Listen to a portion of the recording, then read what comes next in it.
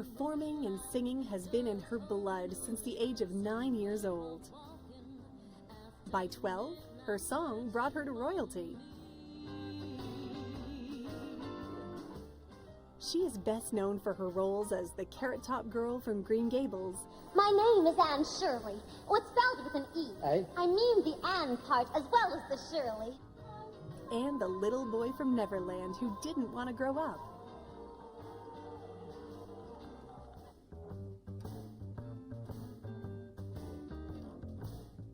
Her name is Leisa Way.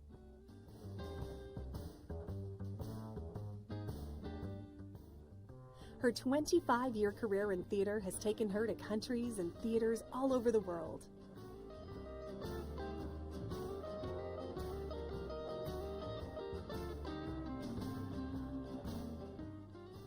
A new chapter has opened up in her career, from performing collaboratively in a show to now writing and performing solo in a one-woman show.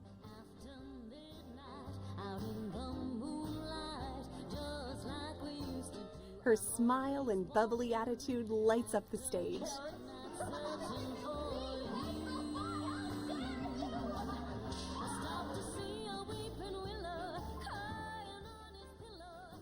Join me, Melissa Morris, as I talk one-on-one with Leisa Way, right after this break.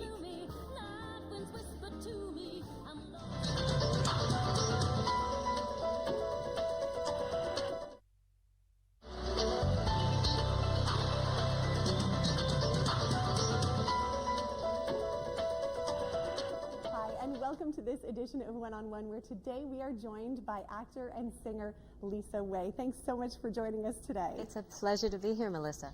You were born in Sudbury, Ontario, and going back to your childhood, you started performing at a really young age, 9 years old? Yes, I was only 9, and at a school concert, one of the teachers called my mother and said, "You gotta get that girl into something because you can't waste it." And my mother started me at singing lessons when I was only 9. Did you grow up in a musical home? Did you have sort of inspiration from your family? My mom, my dad was one of 12 children, and my mom was one of 9. Now, my dad couldn't carry a tune in a bucket. But he loved to sing, and he'd be down in his workshop singing at the top of his lungs. And I loved to hear the sound of his voice, even though it was off key. I always loved the sound of his voice. But my mom's family, they all played instruments, and multi instruments. So when I came along, I was the only child in my mom's family that loved music that way. So she sort of just said, "This is the child that will study. This is the child that," and I just was in love with it from day one. Do you remember what the school play was? I remember singing. It was called "Star, Star, Beautiful Star." Oh. And I was 9, and then I did the Sugar Plum Fairy and the Nutcracker, and and I went on to do the Dorothy and the Wizard of Oz professionally in a professional theater. And once I did that, I was totally bitten by the bug, and I knew that this was what I wanted to do for the rest of my life. And you have sang for some pretty incredible audiences, including royalty. Your voice has brought you straight to the Queen. Yes. Tell us who you've sang for. Oh, it's over the years. It's been pretty phenomenal. Queen Elizabeth a couple of times, and Prince Philip, and Fergie, and Andrew, and Prince Edward. Of course, when I was in Charlottetown doing Anne of Green Gables, royalty came many times. But I also sang at dinners for Terry Fox. And it's funny looking back, because that was many years ago when Terry Fox did his run across Canada, and I was asked to be a special guest and sing for him. And that's one of the most memorable people that I've sung for in my own heart, just because he was so young, and what he did was so important, and he was so passionate about it and so committed to it. And the room was just electric when he was in that room. And he's one of my favorite. And I've sang for the Kennedy family and a lot of people over the years. Amazing experiences. Yeah, so you knew from the time you were very young that this was your passion. This is what you wanted to do. And I know a lot of actors and singers sometimes take the path of you just jump right into it. Did you do that, or did you do any schooling? Well, it's so funny because you start off in one direction, thinking that you're going in one direction, and I really thought that I wanted to be an opera singer when I was in my teens. Yeah. And of course, started doing all these professional plays on the side, and got totally sidetracked into musical theater. And I remember my singing teacher saying to me, "You've got a Cadillac voice and you're using it like a Volkswagen." Wow. Because she thought musical theater was, no. Yeah. And I just loved I loved the people. The opera world was a little bit more staid, a little bit, it's changed a lot over the years, but back then when I was studying opera at U of T, I really, I felt that it was just a bit too standoffish for me, and I wanted something that was just a little bit more fun and not so and the technical training too, because I love the technical training, but I just love to get out on stage and perform in front of a live audience. And did you ever go through a struggling actor period? Did you ever have to do that, or did you sort of get to ride that I wave was of really success? lucky. Good. Yeah, because I auditioned for Anne of Green Gables when I was only 19, and for the next 6 years of my life, played Anne in Charlottetown, where I got to play the foremost role in Canadian musical theater, and meet incredible people, work with people that taught me so much, because as a young performer, I was a sponge. I just soaked up everything. I still feel like I'm that way, that when you have the opportunity to work with such wonderful people, you have to just soak up everything you can, because they make you better. Yeah. How do you think they made you better? I think my first year out there, I worked with Leon Pownell as my Matthew, and Leon passed away a couple years ago of cancer.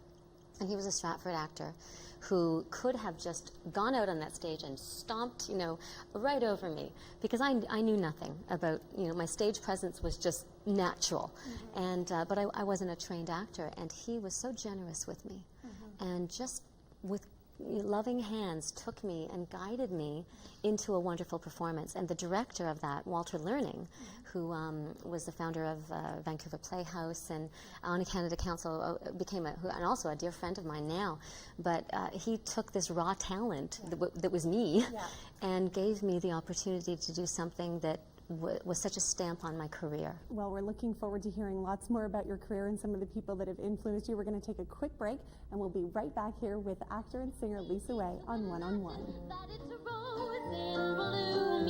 You can think the things you want to be. So when all is said and done, imagining's a lot of fun.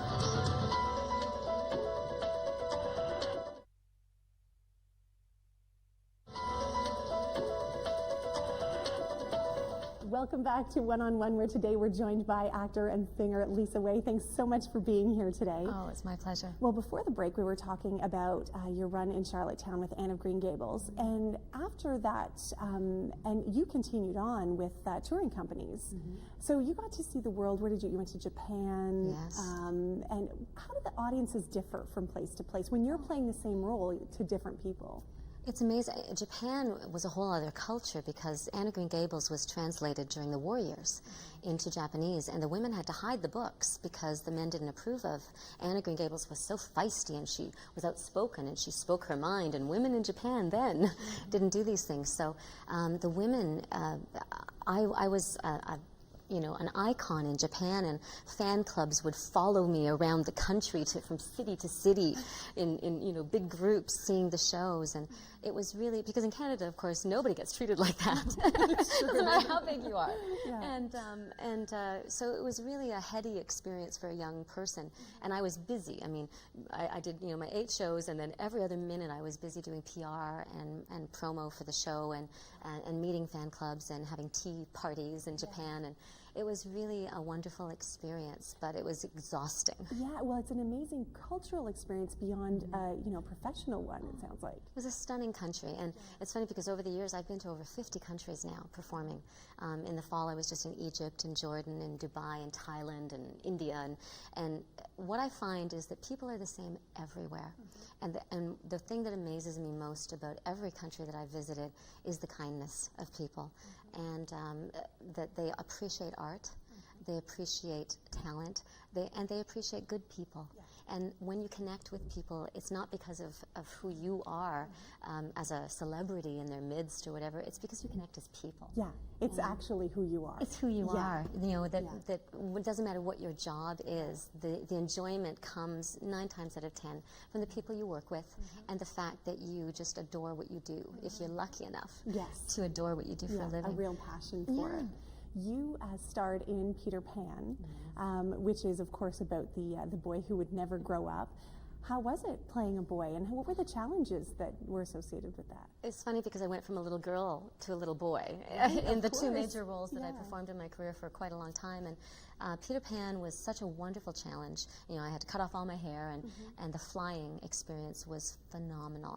The last time I did it over a 15-year period. I did the U.S. tour with Kathy Rigby, the Olympic gold medalist, where I played Wendy to her Peter. And then I took over the role of Peter, and I did it at a theater in Canada, and I also did it down in the States. And the last time I did it, I was almost 40. And that was tough on my body. But Kathy Rigby's still doing it. And she's in her 50s now, because I know from working with her. But it's a phenomenal physical role. And there was one sequence where I had to do a pirouette, and they lifted me up, and I had to spin all the way up. It was quite exciting for the audience just to watch this body just going. And the fly guy flew me at the wrong moment, and I just went all the way up and got whiplash. And so I've had some injuries due to, you know, things happening over the years, and you realize it's a tough job on your body. But that was a phenomenal role to play.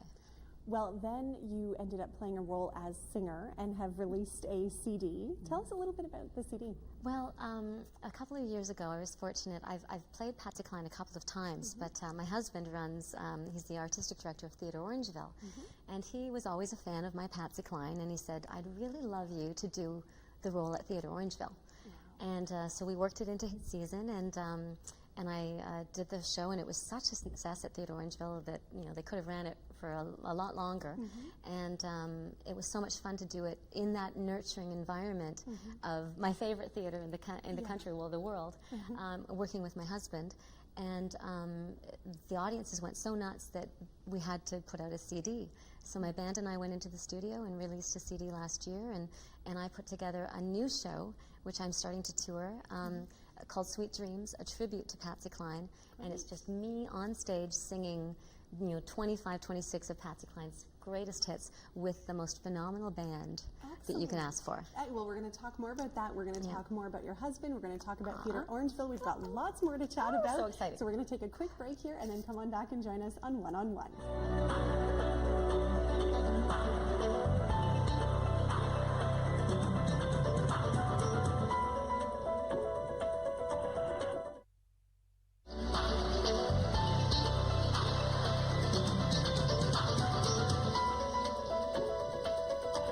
And welcome back to One on One, where today we are joined by actor and singer Leisa Way, and we were talking about your husband and Theatre Orangeville, and both you and your husband, who's David Nairn, an actor himself.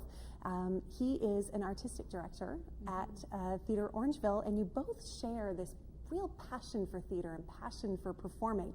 How did you actually meet? Oh, of course we met performing together. He was my King Arthur in Camelot.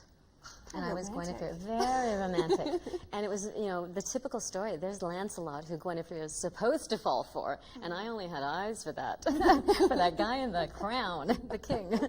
So it was, that was over 15 years ago. And have there since been many roles together? And if there are, what is that like as spouses to work together? It's 9 times out of 10, it's wonderful because we click in a way that I think when you know each other so well. There's a couple of times where, as a director, there's only been one time I think I've worked with him where it's kind of just been, well, I think it's this way, well, I think it's this way. But we respect each other so much that, and we can also just be completely blunt and honest with each other, which is something that a lot of actors and directors can't just do that. You can't just say what you really feel. So that, I think it really helps us. And we're both very generous. David's an incredibly generous director and a good director, and I think his actors like him because he really directs with I call it a firm hand but a loving heart. And that really shows in the shows that that he directs, I think. Are you working together soon? We are. That's great. We try to work together at least once a year. And last summer we did the Norm Foster play, The Love List, together with Norm Foster, who's a friend of ours. And this summer we're doing The Long Weekend at 2 different theaters. Not at Theatre Orangeville, though, where David's getting a little holiday away to work somewhere else. Oh, that's great. Yeah, Well, it's speaking fun. of Norm Foster, what's your, you've worked with him very often. What's been your favorite role with Norm Foster? Oh, I would have to say The Love List, because it's our characters just kind of butt heads the whole show, and Norm and I together, not only because he's 6'6" and I'm 5 feet nothing, we're already a comedy when you look at us, but we just have such fun sparring on stage, because when you feel that comfortable with somebody because you're already friends, it is fun to have that kind of bickering relationship on stage. And it's just a delight and a joy to work with him at any time. But certainly in The Love List, it was a wonderful experience. Tell us something about you, something you're really passionate about other than performing that people might not know about. Besides my family, because my mom's been ill lately, so it really puts things into perspective. You think of what your passions are in life. Family, number one, you know, the love of your family. I love scuba diving, and I love fishing. Really?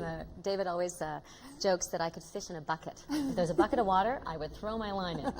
Because, and it's funny because Walter Learning, the director in Charlottetown, when we first met, my parents would come out every year, and my dad and I should have been a boy, because I just did everything with my dad. I was a tomboy, and I was a great fisherwoman, and Walter and I and my dad would always go out every summer all over Prince Edward Island fishing. Wow, that's beautiful memories. Really nice. Just wonderful. Who do you think who are your true inspirations as an actor? Oh, there's so many. I mean, in the old days, you know, when I was a kid, I idolized Judy Garland. Today, you know, I mean, Meryl Streep is wonderful. I've always loved Jane Fonda for her that she speaks her mind as an actress, and she has a lot of other things on her plate besides just being a wonderful actress. And I've always admired her for that. Yeah, I guess I admire, you know, Susan Sarandon is another one who has so much to give as an actor, but so much to give just as a person. Angelina Jolie, you know, in my life I haven't done enough of that. If that's one thing I regret, or the one thing that I aspire to as I get older now, is that the career is important, yes, but I always say it's just pictures in a scrapbook when you're done. You know, the memories that you make working with people, your family, the memories during the years, and the things that you can do for others are the things that will really live on. Well, on that note, we are going to talk more about the future, and we're going to talk more about memories and inspirations. As soon as we come back, we're going to take a quick, short break here. And we're going to come back with Leisa Way right here on One on One.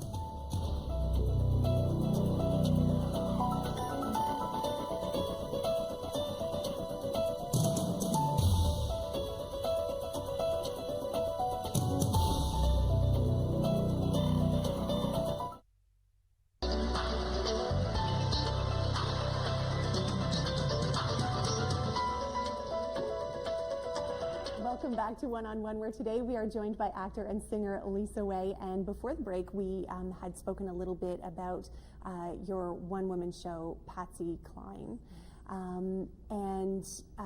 Reviews have stated this, and I'm sure you've read your own reviews, but one of the reviews says, "No one has come as close in any way in emulating the essence, the voice, and the passion of the country legend." Would you consider Patsy one of your musical idols? Oh, definitely. And it's funny because being raised in Sudbury, my family's originally from North Bay. Very fiddle, you know, a lot of fiddle music. And I was raised on country music. And it's taken me 25 years in my career to go back full circle and end up in my roots of country music. And I regret that I didn't sing more country music in the early days of my career, because Patsy Cline, when I first started studying her and trying to get the isms of, you know, her voice and her drawl, and because she talks like that, she talks real low down there, and she wasn't very much of a lady a lot of the time, you know. She could cuss like a sailor, you know, and so just trying to get her into physically, because when I get into the makeup and the costume, I just become somebody totally different. She was challenging, because not only do people know her so well, but she was one heck of a singer. And people don't realize how difficult it is to sing that well. You know, they think, it's just country music, but she was phenomenal, and I have great admiration for her. And to come from a theater background where you're part of an ensemble a lot of the time, what was it like to all of a sudden be on stage solo? Well, it's funny because I've done my own cabaret work all over the world for many, many years, and I've always I get so nervous when I'm being myself. You know, it's so easy just to be cast in a role and take on the role of being somebody else, because then you just become somebody else and you're not, you can be less introverted. But when I am just myself out there on stage, I'm terrified. But as Patsy, it just fit like a glove. It really did. And I don't have as deep a voice as her. And I certainly, that review was high praise. But I think what I do have is that I have this, like you said, the spirit and the passion, and I'm a good singer. So I've managed to, within 5 minutes, I make people forget that they're not seeing, Patsy or Leisa. They just think that this is Patsy, and that for me was the goal, to make people forget that they're seeing somebody pretending to be Patsy Cline. And the fact that so many people have told me that I succeeded it just thrills me, because I do love doing it. It's the best compliment when it's from the audience that you. It is. Yeah. Living in Dufferin County and being, I guess, surrounded by so much budding talent in this area, what would you say to some of the younger people who are just starting out, like when you were 9 years old? What would you say to those people who are coming up to really help them achieve their dream? I think that Dufferin County, my gosh, we're so lucky here. Theatre Orangeville notwithstanding, there are so many wonderful programs for children in our area. Theatre Orangeville has 600 kids, I believe, go through their young people's programming throughout the year, besides the thousands of kids that come to the theatre to see the shows. But they have a young company every summer camps for children all year round, a toys choir. Marc Dubois, the wonderful opera singer, has his own choir that he leads. There's concerts, there's music, there's the acoustic festival every year, and the blues festival, and the talented people that have moved from the big city because they can't stand the craziness like me of the big city. I love Toronto, but having moved to this area, it's so artistically rich with wonderful people and wonderful talent that I just think that my advice to anyone, whether you're young or old, is if you have a passion for the arts, and whether you're 9 years old or 29 or 59 or 89, just do what you want. Make that dream come true in some way for yourself, whether or not you pursue it or not. Just touch your dream a little bit to see, so that you don't regret it all your life. And for the children, just get involved in anything you can, because every experience will enrich you in some way. Well, thank you so much, Leisa. It was such a pleasure to have you here today. It's been a pleasure, Melissa. Thank you. Thank you. And thanks very much for watching this edition of One on One for Rogers Television. I'm Melissa Morris. Thanks for watching. See you next time.